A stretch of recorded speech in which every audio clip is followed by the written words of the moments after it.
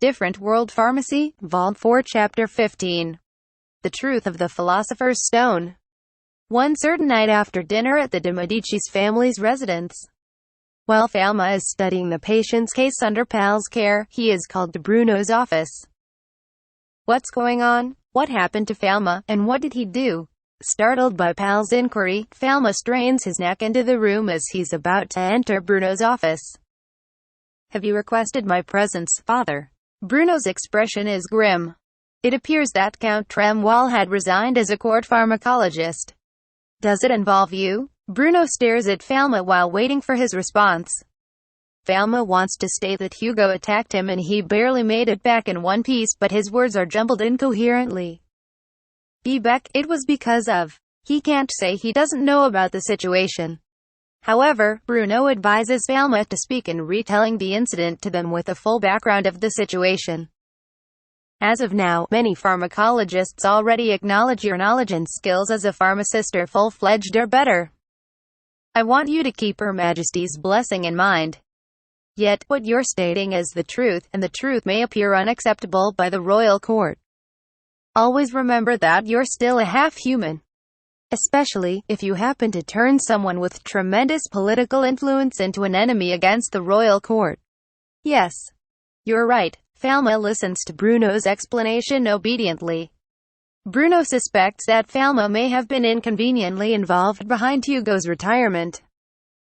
Since there has never been a case where a royal court apothecary voluntarily retired, there is suspicion that this incident was Bruno's conspiracy which lurked in the depth of the shadow.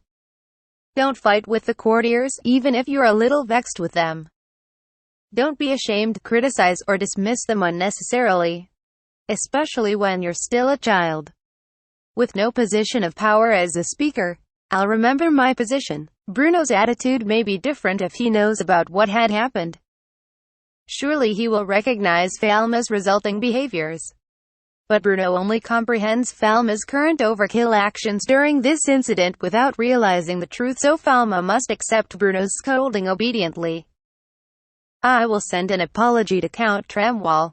Bruno was about to have a session of moxibustion. 1. Performed by Falma, which was originally scheduled, but Falma instead decided to follow Bruno during this time.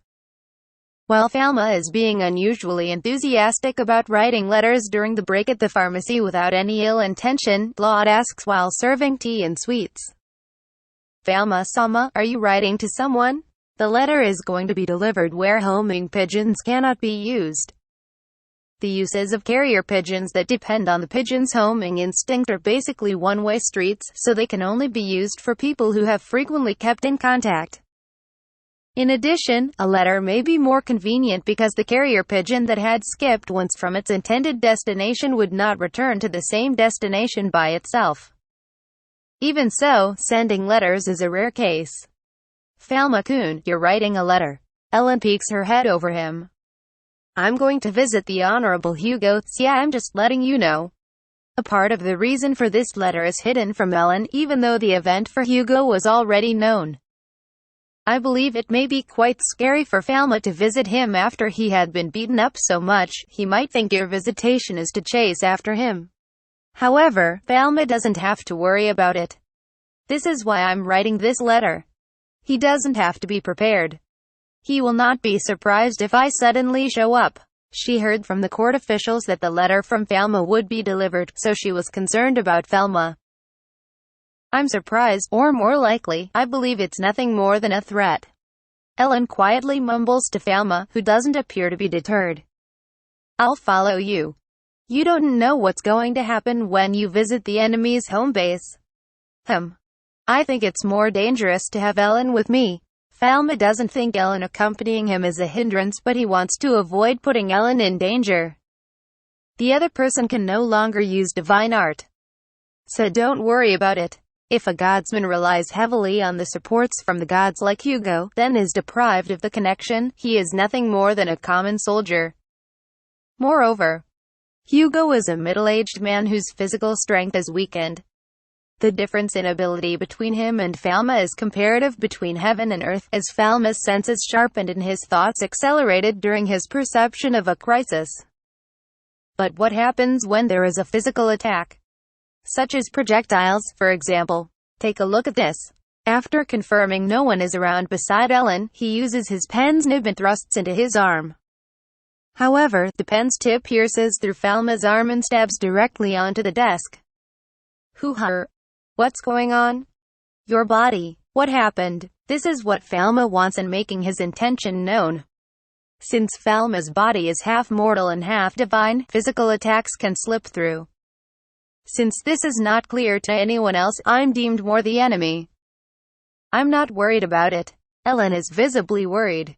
Falma can read her mood. Thank you for your concern. If so, I want you to follow me by all means. By the way, I want to ask Ellen if you are good at high places.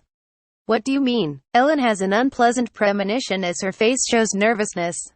I have to make sure to ask you first. Ellen regrets in saying that she will accompany him. The next day, the two are flying at a tremendous speed through the clear blue sky. Kia. So this is what you meant when you asked me? Ellen's screaming keeps rising while sitting behind Falma. Ellen can't physically touch the medicine god's staff directly, but Ellen can hold on to Falma's shoulders as they're sitting on the staff in a two-seater position while flying. Stop it. I'm falling. It appears as if the two are just having an aerial date. You can slow it down a bit more than this. Are you sure you're flying at a low speed since it seems a bit fast? Falma is used to flying at this pace, so his sense of speed is out of the ordinary. HII. Well, it'll be just a little longer, so try to be calm. Since you're holding onto my shoulders and afraid to look down, why don't you look up instead? While listening to Ellen screaming hee.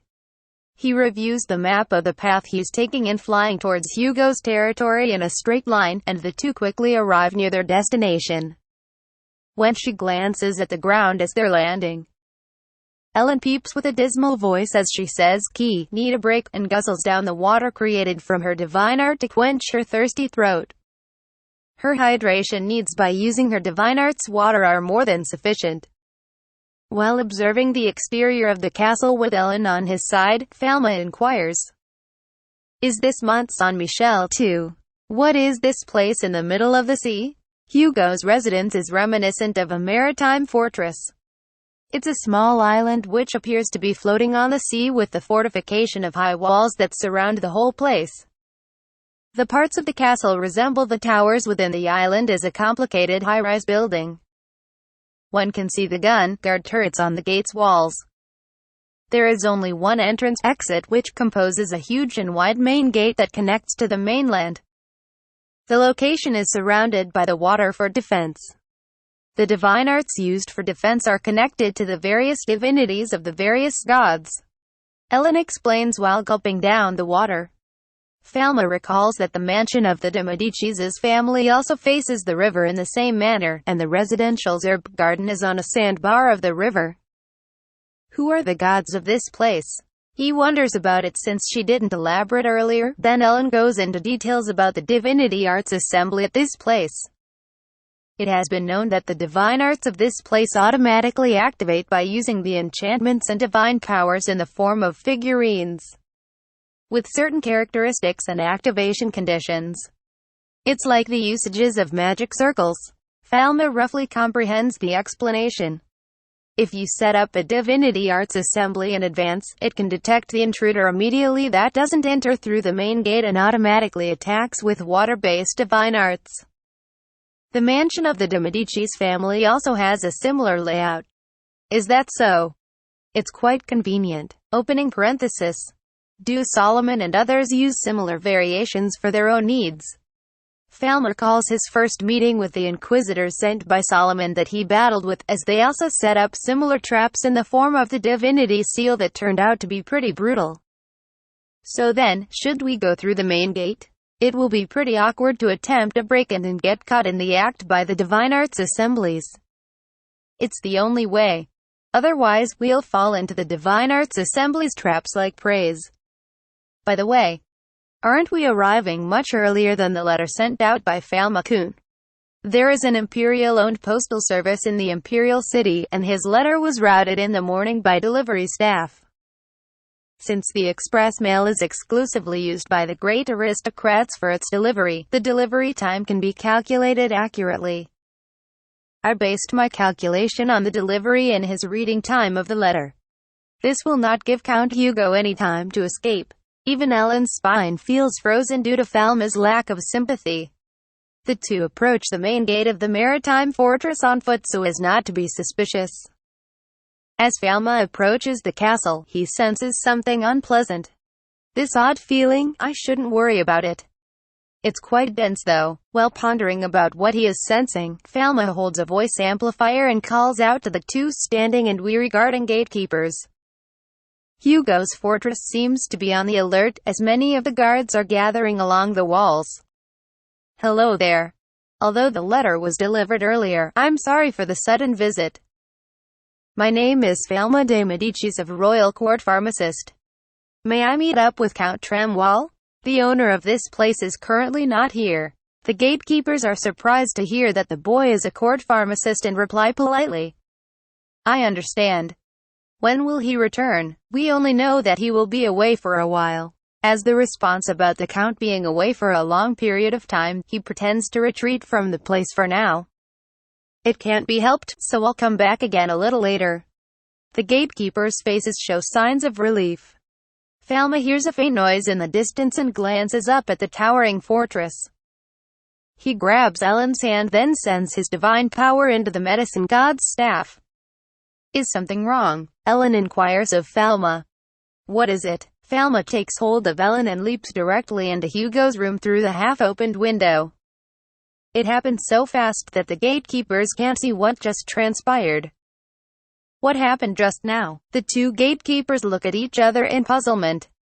Woo-ah! Hugo is surprised by Falma's intrusion from an unexpected distance, leaps up and makes a strange utterance, runs toward the wall of the room, then collides with it and collapses. Good day, Count Tramwall. Falma greets the Count. Hugo attempts to escape, but Falma stands in front of the door and blocks the escape route. What is the meaning of this? Hugo is already in tears when he's staring at Falma. As I have stated in my letter to you, I simply have a few questions. You were looking at us from the opened window. If you truly were absent from your place, you shouldn't look at us, as we would notice you. Falma retains Bruno's advice in mind while speaking to Hugo, making sure to be polite and allowing all of the past events to be flushed away. That I understand, so. Hugo is stunned with fear and has no additional word to utter. Even Ellen is afraid of Falma's tenacity, where Hugo is no match for him. Then state your visitation for me. While cradling his trembling head in his hands, Hugo feels the bump on his forehead. Falma feels apologetic and replies, as I have written in my letter. Please don't be afraid of my visitation today. I know you've paid your penance to the deceived alchemists. So I've accepted your deed, and I'm not reporting it to Her Majesty. Falma has come to visit Hugo to verify if it's true, as it was rumored that Hugo has suffered a mental breakdown. When Falma scans with his divine eye, he sees a light blue light in Hugo's brain. Acute stress disorder. Falma's initial diagnosis is dead on. The most worrisome part is that Hugo has developed an acute stress disorder. An acute stress disorder is a stress reaction such as a flashback of prior experience, resulting in avoidance behavior, and hyper-awakening disorder that appears after suffering from severe trauma. Hugo panicked when he saw Falma and suffered from serious insomnia thereafter. If this condition persists for a long period of time, it may develop into PTSD. 3. When it comes to self-reliance, Falma is not trying to discipline Hugo to the point of him not being able to recover. Hugo's pharmacology skills are not insignificant, and even though he retired once before, he can still return to be the royal court apothecary, as it's quite a shame to retire completely. At this moment, I'm asking for you to please forgive me. Hugo surrenders his composure in tears and how to respond to Falma's request of forgiveness.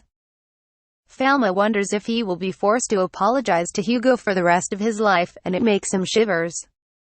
As of today, I think you've been disciplined enough, so I believe it's time to reopen your divine vein. You will not be able to hide the loss of your divine power from people around you forever.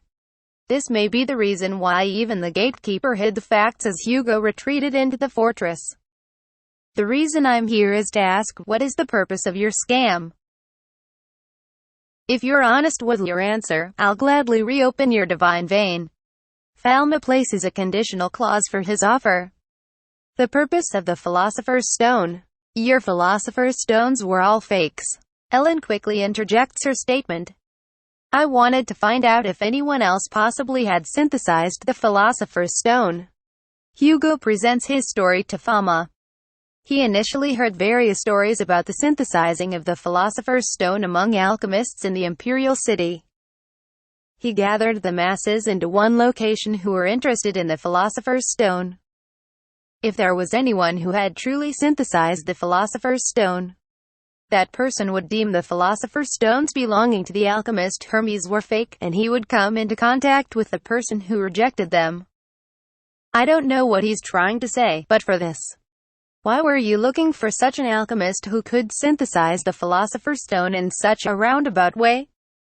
Do you really think such a Philosopher's Stone actually exists? Falma becomes more confused as they converse. It is possible to synthesize the Philosopher's Stone, but there is an involvement of great danger in synthesizing it. Hugo presents his argument with a convincing tone, while gulping down the bottle of wine within his reach. During this time, there is no lying in his intonation.